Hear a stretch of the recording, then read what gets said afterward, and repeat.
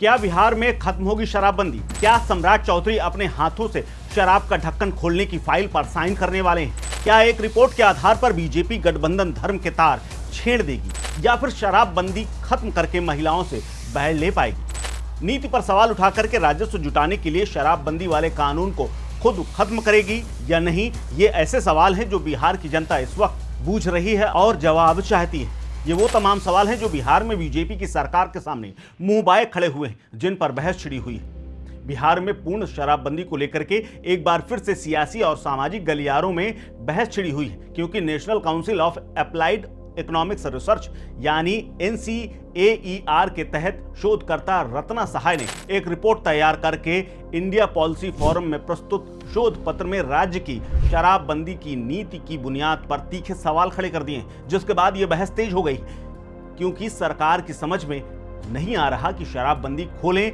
या इसको लागू रहने दें। इस पर विस्तार से चर्चा करेंगे, लेकिन इससे पहले आपको बताते हैं कि इस रिपोर्ट में है क्या क्या, और उसके बाद बताएंगे कि राजनीति आखिर करा क्या रही है। तो सबसे पहली बात, आर्थिक नुकसान और अवैध कारोबार का सच। दरअसल शोध पत्र में यह दावा किया गया है कि शराबबंदी अपने उद्देश्यों को हासिल करने में पूरी तरह से नाकाम रही है। इसके लागू होने से राज्य को भारी आर्थिक नुकसान हो रहा है। अगर शराबबंदी हटाई जाती है तो बिहार के आंतरिक राजस्व में सीधे 14 से 15% की बढ़ोतरी हो सकती है। इसके अलावा अवैध शराब के कारोबार पर लगाम लगाने और कानून व्यवस्था बनाए रखने में जो सरकारी खजाना खाली हो रहा है, उसकी भी बचत होगी। अध्ययन यह भी कहता है कि शराबबंदी के बाद राज्य में अवैध शराब का समानांतर बाजार खड़ा हो चुका है। नशीले पदार्थों की खपत बढ़ी है और अपराध और भ्रष्टाचार को बढ़ावा मिला है। सामाजिक असर पर भी गंभीर सवाल उठे हैं। यानी शराबबंदी का सबसे बड़ा आधार महिलाओं की सुरक्षा और घरेलू हिंसा में कमी लाने का जो वादा था, लेकिन शोध पत्र इसको लेकर के कंफ्यूजन में है। निष्कर्ष बताता है कि शराबबंदी के बाद महिलाओं के खिलाफ हिंसा या घरेलू अपराधों में कमी का कोई ठोस और स्पष्ट प्रमाण नहीं मिला है। यानी जिस सामाजिक सुधार के नाम पर यह कानून लाया गया था, वो जमीनी स्तर पर असरदार साबित हुआ ही नहीं। नीतीश कुमार का दांव बीजेपी का धर्म संकट, सबसे बड़ी बात यही है। और सवाल यह भी है कि कहां फंस रही है सत्ताधारी पार्टी। दरअसल इस रिपोर्ट ने नए मुख्यमंत्री के सामने सवाल खड़े कर दिए, जबकि ये प्रोजेक्ट पूर्व मुख्यमंत्री नीतीश कुमार का ड्रीम प्रोजेक्ट था, जिस पर सवाल खड़े किए गए हैं इस रिपोर्ट के माध्यम से। लेकिन इसका सबसे ज्यादा राजनीतिक असर बीजेपी पर पड़ता हुआ दिखाई दे रहा है, क्योंकि बीजेपी इस मुद्दे पर दोहरे धर्म संकट में फंसी है। बीजेपी और एनडीए के सामने 10 बड़े राजनीतिक आर्थिक धर्म संकट कौन कौन से हैं, एक एक करके आपको बताते हैं, जिससे पिक्चर पूरी तरह साफ हो जाएगी। दरअसल नीतीश कुमार की राजनीतिक साख, ये पहला सवाल है और ये पहली बात भी है। दरअसल 2016 में लागू शराबबंदी नीतीश कुमार का एक फ्लैगशिप फैसला था।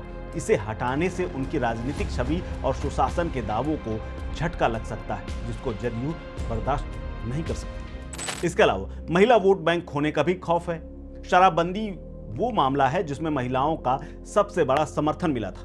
नीति वापस लेने से एनडीए का ये मजबूत महिला वोट बैंक छिटक सकता है।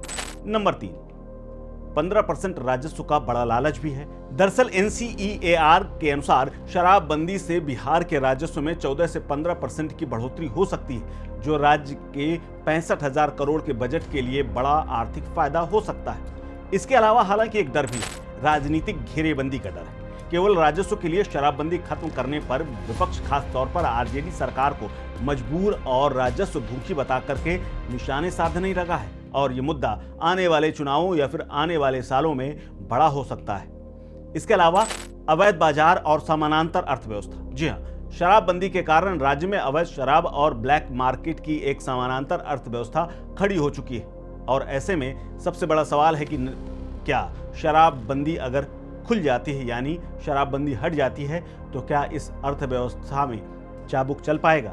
इसके अलावा अगली बात करते हैं जहरीली शराब और मौतों का खतरा। दरअसल अभी तक चोरी छिपे बिकने वाली नकली और जहरीली शराब से लगातार मौतें हो रही हैं, और ये मामला कानून व्यवस्था का भी है और स्वास्थ्य विभाग के लिए भी बड़ी चुनौती है। लेकिन इस पर काम तभी हो सकता है जब शराब सरकार वाली आ जाए, नहीं तो ये वाला चलता ही रहेगा। इसके अलावा वैकल्पिक नशों की ओर भी बिहार में बड़ा प्रकोप हो चुका है। दरअसल शोध के मुताबिक शराब न मिलने से राज्य में दूसरे तरह के ड्रग्स का इस्तेमाल तेजी से बढ़ रहा है, और युवाओं में खास तौर पर। इसके अलावा अपराध नियंत्रण में भी नाकाम हुआ है मामला।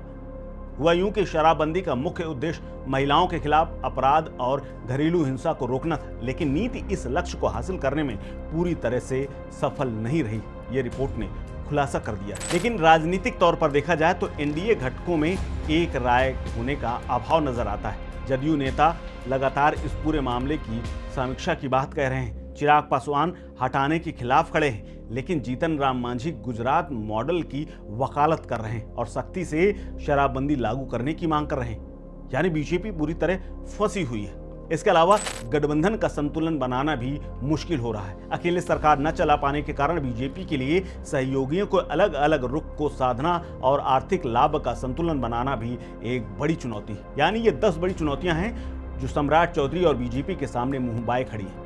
यानी शराब के इस चक्रव्यूह ने साफ कर दिया है कि बिहार में शराबबंदी अब सिर्फ सामाजिक फैसला नहीं, बल्कि राजनीतिक और आर्थिक मोर्चे पर सत्ताधारी गठबंधन के लिए जी का जंजाल बना हुआ है। अब ऐसे पूरे मामले को लेकर के सम्राट चौधरी किस तरफ जाएंगे? क्या वो राजस्व के लिए शराबबंदी के कानून को खत्म कर देंगे या फिर गठबंधन वाले तमाम घटक दलों की बात सुनेंगे और चुपचाप इस रिपोर्ट को भी दबा करके बैठ जाएंगे? फिलहाल इस शराबबंदी को लेकर के आपकी क्या राय है? क्या बिहार में शराबबंदी लागू रहनी चाहिए या फिर हटा देनी चाहिए? शेयर कीजिए अपनी राय, अपना ओपिनियन हमारे साथ। देखते रहिए स्टेट मिरर।